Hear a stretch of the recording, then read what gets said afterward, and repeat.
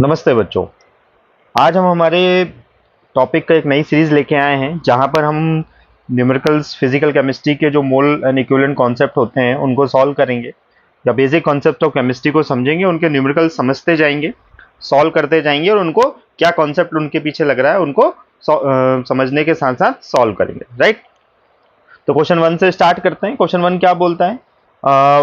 When 4.2 gram of NaCO3 is added to the solution of CS3COH, right, weighing 10 gram, it is observed that 2.2 gram of CO2 is released into atmosphere. The residue is found to weigh 12 gram, so that these observations are in agreement with the law of conservation of weight, conservation of weight या फिर conservation of mass जो आप लोगों ने पढ़ा हुआ है ना। क्या हो रहा है कंजर्वेशन ऑफ मास में? क्या होता है कंजर्वेशन ऑफ मास में? क्या बोलता है कंजर्वेशन ऑफ मास? किसने दिया था सबसे पहले? तो एक बार समझते हैं हम। Conservation of mass Antoine L Lavoisier ने दिया था, है ना। ये कब दिया था? ये लॉ जो है उन्होंने 1774 में दिया था और ये कौन थे? फादर ऑफ मॉडर्न केमिस्ट्री, है ना।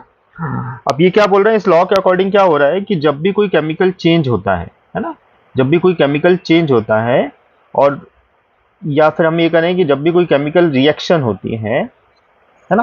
अब केमिकल रिएक्शन क्या होती है? एक स्टेप्स होती हैं जहां पर एक ओल्ड प्रोडक्ट से, जहां पर कोई ओल्ड प्रोडक्ट से हमको क्या मिलता है, या ऐसा बोले ओल्ड सब्सटेंस जो है कुछ चेंज होने के साथ साथ एक न्यू सब्सटेंस में कन्वर्ट हो जाता है, आई होप बात समझ में आ रही होगी। इस ओल्ड सब्सटेंस को आप क्या बोलते हैं? रिएक्टेंट। और ये न्यू सब्सटेंस हमारा क्या बन जाता है? प्रोडक्ट, है ना।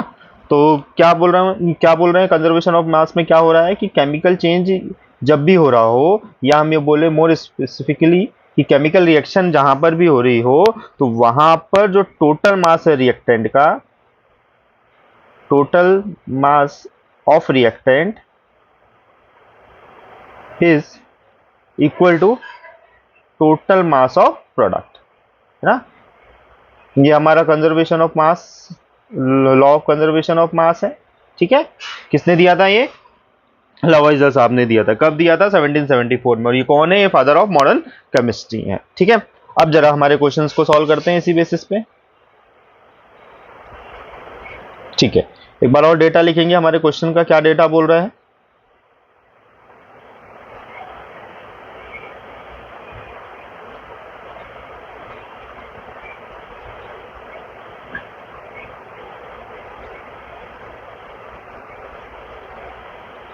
एक बार हमारे डेटा को हम समझते हैं क्या लिखा है क्वेश्चन में। क्या लिखा हुआ है भाई? बोले। When a 4.2 gram of NaCO3 है ना is added to the solution of CS3COH। ठीक है, तो क्या बोल रहा है वो कि NaCO3 को जब आप CS3COH के साथ ऐड करते हैं, कितना ग्राम है NaCO3 का? दैट इज 4.2 ग्राम। और CS3COH का कितना ग्राम दे रखा है? 10.0 ग्राम। राइट, तो क्या ऑब्जर्व होता है कि CO2 जो गैस है वो रिलीज हो रही है। ठीक है, अगर हम इस रिएक्शंस को कंप्लीट करेंगे तो हमको क्या मिलेगा यहाँ पे? क्या मिलेगा हमको यहाँ पे? हमको ये मिलेगा, सॉल्ट मिलेगा, CH3COONA प्लस वाटर भी मिलेगा। ठीक है, तो बचा हुआ मटेरियल, उस बचे हुए मटेरियल को हम क्या कह रहे हैं? रेसिड्यू कह रहे हैं। क्या कह रहे हैं? रेसिड्यू कह रहे हैं। इस रेसिड्यू का वेट कितना दे रखा है हमको? 12 ग्राम। कितना दे रखा है? 12 ग्राम दे रखा है। ठीक है, और CO2 का कितना मास निकला है? CO2 का जो मास निकला है वो निकला है 2.2 ग्राम। तो अब हमको ये बताना है कि ये क्वेश्चन जो है, ये जो ऑब्जर्वेशन है, ये law of conservation of mass या law of conservation of weight को फॉलो कर रही है कि नहीं कर रही। तो ये वाले पोर्शन जो ओल्ड सब्सटेंस थे हमारे, इनको हम क्या कहते हैं? रिएक्टेंट। जो न्यू सब्सटेंस है उनको हम क्या कहते हैं? प्रोडक्ट। ठीक है, तो mass of, total mass of reactant कितना हो जाएगा? टोटल मास ऑफ रिएक्टेंट कितना हो जाएगा? दैट विल बी 4.2 प्लस 10 ग्राम। ठीक है, कितना हो जाएगा? 14.2 ग्राम। ये टोटल मास ऑफ रिएक्टेंट हो गया। अगर हम वही टोटल मास ऑफ प्रोडक्ट की बात करें तो कितना हो जाएगा?